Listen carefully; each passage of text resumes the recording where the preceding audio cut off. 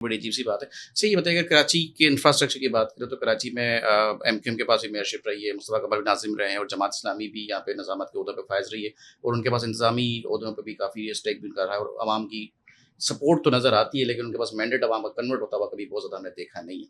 اس کے باوجود جماعت اسلامی پہ ایک بہت بڑا الزام یہ عائد ہوتا ہے کہ آپ نے کراچی کے انفراسٹرکچر کو بنیادی طور پہ اس کا جو ڈی انفراسٹرائز آپ نے کیا تو آپ نے کیا, مطلب آپ نے ندی نالوں کو کمرشلائز کر دیا, ہائی رائز الاؤ کر دی, یا آپ نے شہر کے اندر جو ہے وہ اپنا تجاوزات کو بھی بڑھاوا دیا. کس نے کیا؟ جماعت اسلامی. غلط ہے. دیکھیے جماعت اسلامی کا میں بدترین مخالف ہوں, اس لیے کہ جو ان کا منشور ہے اس کے برعکس ان کے ہاں منافقت بہت ہے. لیکن نعمت اللہ خان صاحب جو ہے وہ بہت ڈفرینٹ آدمی تھے, اور نعمت اللہ خان صاحب کے زمانے کی ہی ڈیولپمنٹ آپ کو مصطفیٰ کمال انوگریٹ کرتا ہوا نظر آتا ہے.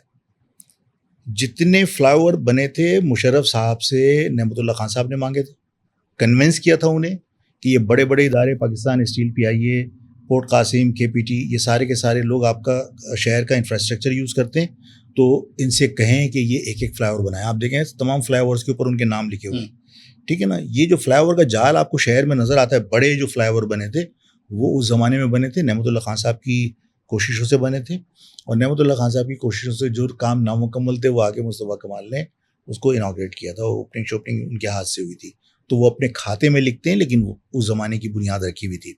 تو نعمت اللہ خان صاحب کے زمانے میں جو ڈیولپمنٹ ہوئی وہ مصطفیٰ کمال کے زمانے میں نہیں ہوئی. مصطفیٰ کمال کے زمانے میں یہ ان کو سہولت حاصل تھی کہ مشرف کے دور میں اربن ایریاز کے جو بھی معاملات تھے اس سے رورل ایریاز کے جو لوگ تھے ان کو دور رکھا تھا, یعنی سی ایم کو دور رکھا تھا. اگر شہری علاقوں کے اندر گٹر کا ڈھکن بھی رکھنا تھا تو اس کی انوگریشن جو ہے وہ گورنر سے کرواتے تھے, چاہے وہ گورنر ہاؤس میں کر رہا ہو. تو یہ لبرٹی آپ کو ملی ہوئی تھی. اس زمانے میں بھی آپ ڈیولپمنٹ نہیں کر سکے, اس زمانے میں بھی آپ نے موقع کا فائدہ اٹھا کے یقیناً چائنا کٹنگ کی, اور وہ بری چیز تھی.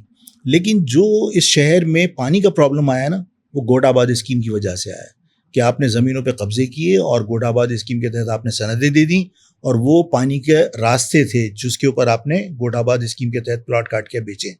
تو گوٹ آباد اسکیم کی یعنی کراچی کے اندر آپ کو حیرت ہوگی کہ سینکڑوں کی تعداد میں گوٹ آباد کی سندیں جاری کی گئی ہیں, اور پورے گوٹ آباد کیے گئے, ایک دو نہیں ہیں.